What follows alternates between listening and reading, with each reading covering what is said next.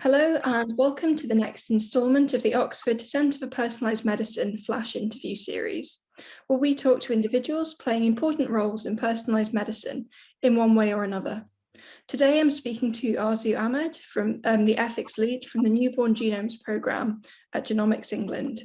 Arzoo, it's really great to talk to you today. Could you begin by telling us about you and your background? Hi, Catherine. Thanks for having me on your programme. It's great to be here and be able to contribute to these discussions. So as you mentioned, I'm the ethics lead on the Newborn Genomes programme at Genomics England. I joined roughly a year ago, and prior to that, I was working as a researcher at the Nuffield Council on Bioethics, where we looked at emerging technologies, and I focused very much on genome editing in farmed animals and a big ethical review we were doing on that.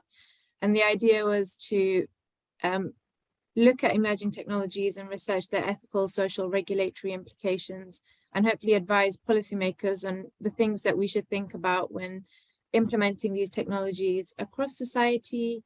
But prior to the Nuffield work, I was working mostly in faith communities, particularly the Muslim community, looking at challenges that Muslims face in the healthcare setting and how it is that their faith values impact decisions that they make when navigating intervention in the clinical setting.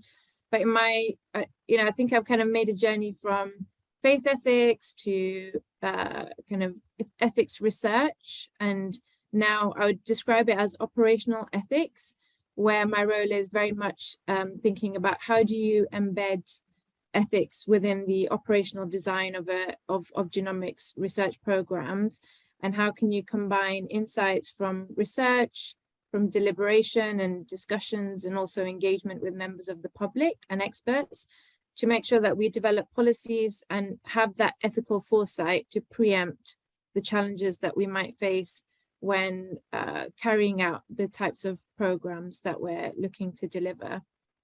So yeah, I think that's the crux of what I do. Perfect. So what exactly is the Newborn Screening Initiative, and why are Genomics England exploring it?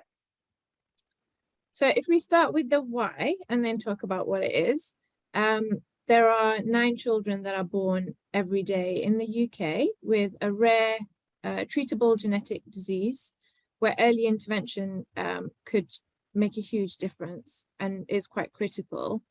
And we know that rare diseases affect approximately 3 million people in the UK, and it can often take many, many years for individuals with rare conditions to receive a diagnosis. And we know, especially from our previous work in the 100,000 Genomes programme and the members that we have from that study on our participant panel, that type of diagnostic odyssey can place a huge amount of emotional stress on families. So at the core of this program and what's driving it is this sense of, can we bring about benefit to this community, and what could that look like? So coming then to the actual program, so we're calling it the Newborn Genomes program because it's doing a few different things. But the main thing that we're working towards is planning a research study to explore the potential for earlier diagnosis and timely care for treatable childhood onset conditions by using whole genome sequencing for screening at birth as part of the study. And if I were to break it up into the 3 key areas that we're looking at, the first area we could say we're trying to answer the question of, can whole genome sequencing help us identify babies with rare conditions before they develop symptoms? So that's really the key here. And would there be more benefit to identifying these babies before or after they have symptoms? And as part of that aim of the program, we want to evaluate not just the scientific validity and clinical utility of using this technology in this particular way, but also look at the feasibility and impact on the NHS of offering this type of test to newborns soon after birth, because it isn't something that's currently done, and it does have implications. So we really want to try and understand that full picture of the technology side of it, but also the implementation side of it. And then the second part of the program, the aim of this wider program is to understand, once we have this data from these babies, what kinds of research can we use that data to facilitate for improving knowledge about diagnostic discovery, but also facilitating the development of treatments? So what broader research could we do using these genomes? And that kind of work is already taking place, but only really with data from existing participants in our research resource at Genomics England, who are coming with symptoms. So it's quite a different cohort in that respect. And then the third really interesting part of the program is exploring this idea of the potential of a lifetime genomic record.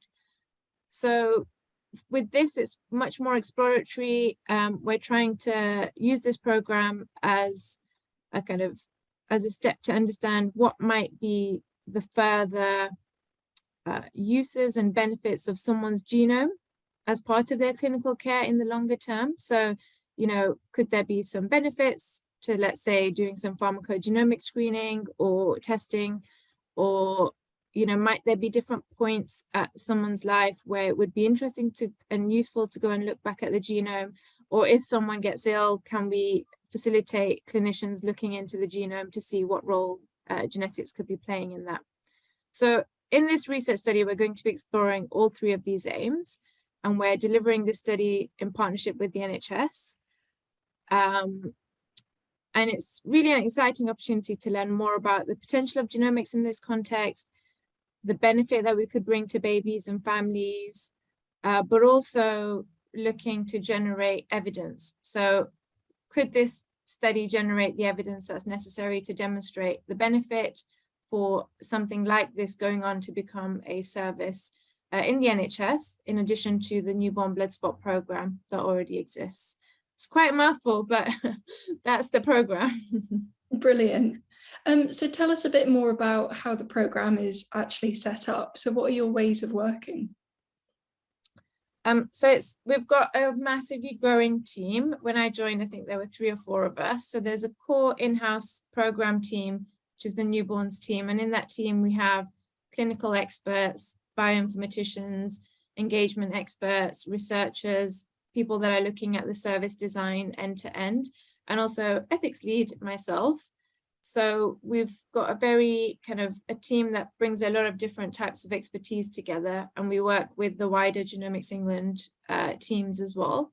But in addition to the core team, we have 5 working groups. So these groups are, there's the ethics working group, the evaluation group, there's a group that's looking at the conditions and what conditions we should be screening for in this research study. We have an education and training group. I might have mentioned 5. There's also a recruitment group that's looking at what that journey of recruitment should look like for parents. So these groups are composed of experts within those spaces and participants and members of the public, where we really recognize the fact that as a team, we don't know everything. And whilst we're designing this study, we want to make sure that we are bringing those insights in from the relevant groups and experts. And engagement is something we're taking really seriously as well. We've got a whole program and way of engaging with members of the public and others in lots of different aspects of the study. And it's about making sure it's a human-centered study and that it's ethically robust and that it's inclusive. So I think, there's lots of different ways in which we're informing how we work. So could you give us an overview then of some of the conditions that you're planning to analyse in the baby's genomes?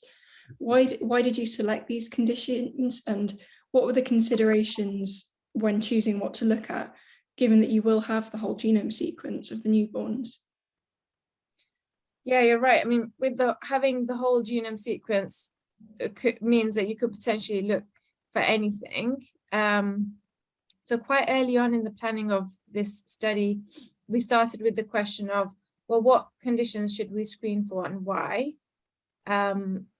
Maybe it's helpful if I give you a bit of background about how we arrived at that approach for identifying what conditions to screen for, and then we can talk a bit about some examples of what those conditions might be. So I think it was back in October last year that we set up an expert conditions working group. And that group, we started with this question, and we decided that we should take a principles-based approach to identifying the conditions that would then be included on the panel. And by that, I mean, rather than starting off by saying, here are the conditions we want to look at, we should really look at, well, what qualifies conditions to be on this panel? And in order to do that, we asked a series of questions like, what is the clinical utility for each condition or variant that we might consider? What would be the validity of each condition? What would be an acceptable level of penetrance? What makes the condition actionable? And also looking at prevalence of the condition and whether or not, once a condition is identified, is there treatment or support available in the UK? And over a number of working group meetings, the group drafted a core set of principles. And over the last few months, we have taken those principles out for wider consultation through a charity called Involve. And they've run lots of focus groups and workshops where we've tested these principles and we've gathered a lot of feedback on them with patient groups, members of the wider public, healthcare professionals, and also others. So if I tell you what those principles are, we can then get a sense of what falls into and meets these principles. So the first principle is that there should be strong evidence that the genetic variant causes the condition, and it can also be reliably detected. And where possible, that there's also a confirmatory test that we can carry out to really establish whether or not a child has this particular condition or not. And then the second principle is that a high proportion of individuals who have the genetic variant would be expected to have symptoms that would have a debilitating impact on the quality of life if that condition was left undiagnosed. So this principle is really around, you could say, seriousness of the condition. And then the third principle is that there should be early or pre-symptomatic intervention that for the condition available, and it should have been shown to lead to substantially improved outcomes in children, compared to, let's say, if you left the child and waited for them to develop symptoms and then tried to intervene later, that there would be merit in intervening earlier than you would otherwise.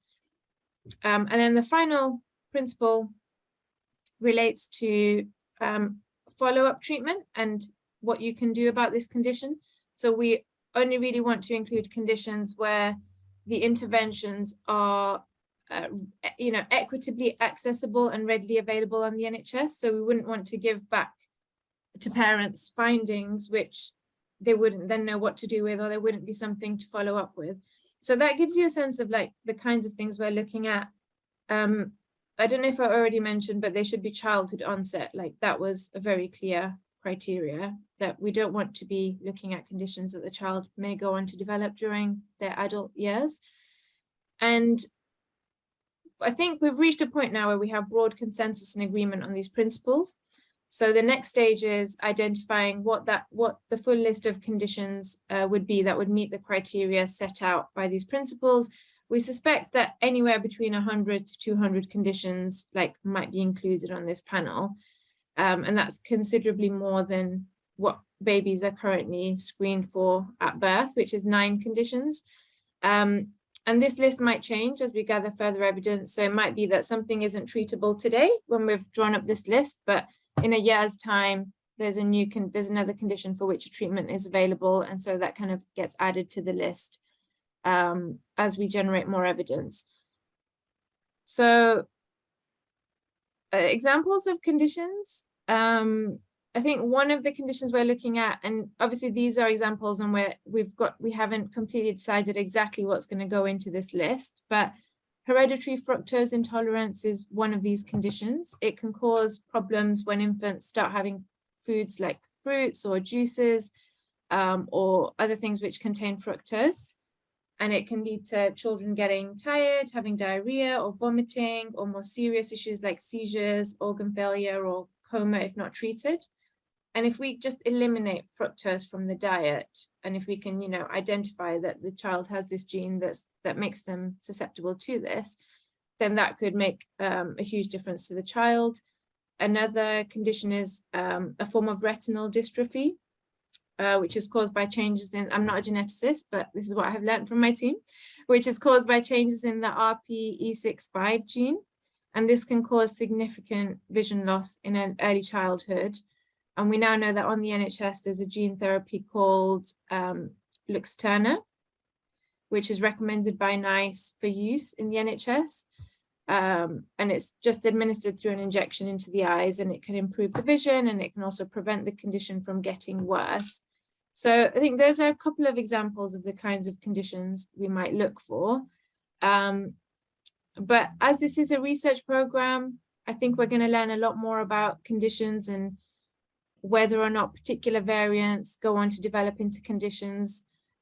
You know, we have because these conditions are so rare, we've got limited evidence on, you know, whether there are effective treatments. And I think this program is really about that whole suite of identifying and then finding methods of intervening and improving outcomes. But most importantly, we want to make sure that we can minimize false positives for families, because we don't want to alarm families with findings that then their children, you know, their babies don't then go on to develop. So it's quite complex, but we're going to be monitoring it really carefully and doing our best to make sure that, you know, the benefit is much greater. Fantastic. So of course, initiatives such as this are not without their challenges. So what would you say are some of the big challenges you're facing in developing the programme? So the practical, societal and ethical questions surrounding newborn genome screening. I think taking a step back more broadly, this is an ethical minefield. It's so complex. And what we're really trying hard to think about is what would it take for this program to be designed, governed and delivered in a way that's trustworthy, that's open, it's inclusive and fair, and that it really leads to benefit for families and participants, and, you know, is a good thing in the NHS context. It's probably, I think what makes this program particularly tricky is that we're dealing with a different kind of cohort. So previously for genomics research programs, you often get participants who have symptoms, and then you try to you run the testing and try to see if there's some causal link between the symptoms that they're experiencing and their genome or their genetic makeup. Whereas here we'll be recruiting babies without any particular condition or a reason for being recruited. The recruitment is going to happen in the maternity pathway, which is a whole new setting for genomics in this context. There'll be new professionals getting involved in that process. It's a time where there can be a lot of anxiety for parents. And also that this is not a diagnostic test, it's screening research. So I think there's there's potential for more uncertainty given that we're picking up things in a pre-symptomatic phase. And so there are probably like 3 key areas where we need to think about the ethics. And the first one is in the study design. And, you know, we're going to be consenting parents to participate in this study. This is quite a complex study. There are lots of different parts to the program. And one of the big ethical challenges is ensuring that this consent process allows parents to have the information that they need for that consent to be meaningful. Like, how can we make sure that parents have had the opportunity to reflect on what participating in the study means for them, what kind of levels of uncertainty might arise through their participation, but also how can we manage their expectations of what we're likely to deliver. This is research, it's not screening. So how can we really make sure that parents aren't signing up for this thinking, oh, it's another clinical test for my baby, but that they're really acutely aware that this is screening research and it may lead to some kind of actionable findings for their child, but there will still be a degree of uncertainty involved in that. I think that in the study design, there are other areas such as how should we be feeding back findings in the best way possible? What kind of support should we provide to families? But also, we know that the NHS is under a huge amount of pressure at the moment. Workforce there's going to be a workforce impact from running this study. We're trying to recruit 100,000 babies in a couple of years. So, you know, how can we ensure that we're not disrupting unnecessarily or you know, in I guess, you know, in a way that we wouldn't want to, that we're not disrupting existing workforce workflows. So, you know, whether it's genomic sequencing for patients who have a diagnostic need, or it's the duties that midwives and others need to deliver in their roles. And then there's like also thinking about psychosocial impacts of participation. Might there be new forms of uncertainty generated that these families might have to deal with? And then moving away from the study's design to the governance aspect. So we're going to have a lot of data on these newborns, ensuring that we have robust systems of governance to, you know, to ensure that we are controlling who accesses this data, for what purposes, for how long. And also that I think generally there's been quite a clear divide between what's clinical and what's research. And I think a program like this is bringing those two aspects quite closely together. And genomics as a general, I think, sits within this hybrid space. So there are new challenges in that as well. And then thinking longer term, how might we involve younger people in decisions about their data? So when is the right time to go back to our participants and let them know that you're in our study because these babies will grow on to become children and teenagers. And when is it the right time to go back and ask them, are they still happy to be involved for their data to be in our research resource? Thinking about, you know, how can we ensure that babies' future interests are protected? And also doing a bit of that anticipatory work on future unintended consequences of a study like this, because we don't really know. I mean, we can anticipate some things it might lead to, but there are others, broader societal implications, and, you know, how it is that genomic data might get used in other contexts, for us to really think about that as well. Sorry, that's like a lot of stuff, but that's perfect. I mean, obviously there are so many things to consider with a program like this that it must be really difficult working out how to deliver it in a way that suits everyone. So obviously, as you've touched upon, new parenthood is a time of great change and lots of challenges. So do you think there will be good uptake of this sequencing among new and expectant parents? And why do you think there might be or there might not be? Yeah, no, you're right. Pregnancy and particularly the few months after birth are a really hectic and sensitive time for parents. And we're really aware of that, and the fact that other similar studies in the US, there was the BabySeq study, they recruited, they approached parents first for participation in the study after birth. And that was a really chaotic time for parents. And I think they struggled with recruitment as well. And further research in the area of newborn screening suggests that there's greater benefit in informing parents about such options during mid to late pregnancy. So making sure that that gives them time to distill the information and allows parents to feel empowered to make their choice either way about whether or not to participate. And we've also been doing our own research with parents over the last few months, trying to understand what does that maternity journey look like for parents, and what are their experiences, what are their challenges, so that when we design our study, it's empathic and it's attuned to those challenges.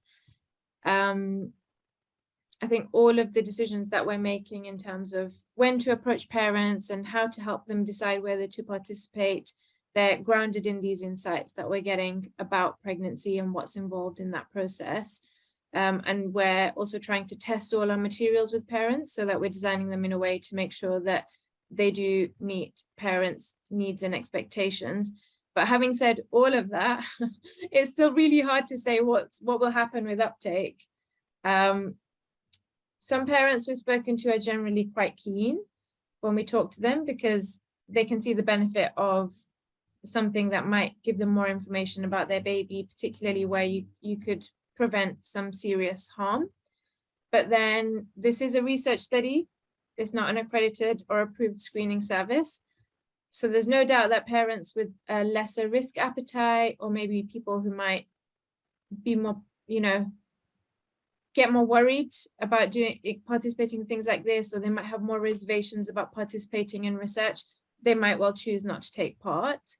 And I think despite our target of 100,000 babies, it's absolutely fine if parents choose not to take part, because we don't want to have parents who come into the study and they're uncomfortable with the level of uncertainty or surprises that they might get from the research, or the burden as well that it could put on them. So as we approach the launch, we're going to keep testing our materials, we're going to keep testing kind of our decision making, and particularly the consent, I think the consent process and materials, to make sure that it's all as user-friendly and supported as possible. And we also know that I think healthcare professionals have a really important role to play in when they'll be talking to prospective parents and sharing this study, that it'll be really important for us to make sure that they are comfortable and that we've done the necessary engagement and education work with them in that planning phase. And once the study launches, we're going to be monitoring quite carefully what the uptake is like, and are there particular groups that we can see are not participating? If so, what might be the reasons for them not wanting to participate? And if there are things that we can respond to, I think we will try and do that to facilitate participation. And I think, like, whilst we are designing a research study in a particular way, it doesn't mean that study will remain exactly static in the way that we've designed it. We've got to keep learning throughout the study and understand what we're hearing and seeing, so that we can adapt and make sure that it is something that parents are happy to take part in. Lovely. So I'm just going to pick you up where you said launching the programme. So what's the timeline for this? So we're currently in the planning and design phase of the programme. So at the moment we're working, like since last year, we're working with stakeholders and members of the public to understand what is the best way of designing and implementing this study in the NHS. And we're trying to pay a lot of attention, especially to two key stakeholders. One is the NHS workforce and the other is expectant parents. But we're hoping, if all goes well, and we will need to get research ethics approval for this study, that we can begin the study and begin recruitment in the NHS by summer 2023. So maybe like 8 months from now. And the aim is to recruit 100,000 babies during the course of the study. So we'll be recruiting for almost a couple of years, and we're hoping recruitment will finish by spring 2025. And then after that bit, there will be a period of evaluation and follow-up to measure the impact of the study on babies and families, as well as the NHS, and to review outcomes and confirm whether, we did return findings back to families that were accurate, if we missed anything. So there'll be all of that to follow up. And we're really keen to hear from people and continue to work with different groups. So yeah, if there's anyone listening to this who feels that they have strong views and experience and things they want to contribute, the team loves meetings. So we're very welcome to have people input into this phase. Brilliant. Thank you so much for taking the time to talk to me today. This has been really, really insightful. But I just wanted to ask one final question. So if we take a bit of a step back from the newborn screening programme per se, where do you see the field of personalised medicine more generally heading in the next decade or so? Oh, wow. I think I'm particularly interested in this area of what new uses of the genome might emerge in the next 10 years, and how might individuals then interact with their genome. So it's not something we've consciously done as individuals. We know that our genetic data is there in our bodies, but we've not really had that engagement. And I think this field of personalized medicine it has the potential to really open up new ways of benefiting from what we are carrying within us. But what I would be really, really, really keen on seeing is personalized medicine addressing inequalities in healthcare. And I can't completely see how that's going to happen yet, but I'm hoping somehow there are ways in which this field can center inequalities in healthcare and outcomes and facilitate that in a way that can really carry the public with them. So genomics as a field has a challenging history, genomics research in particular, or healthcare research, medical research. And I'd love for us to get to a point where in a decade from now, people are more comfortable participating in research, and they really see the value in that for themselves, and they trust the systems that are doing this kind of work. Great. Thank you so much for your time. It's been really good talking to you. Thank you. Thanks, Catherine.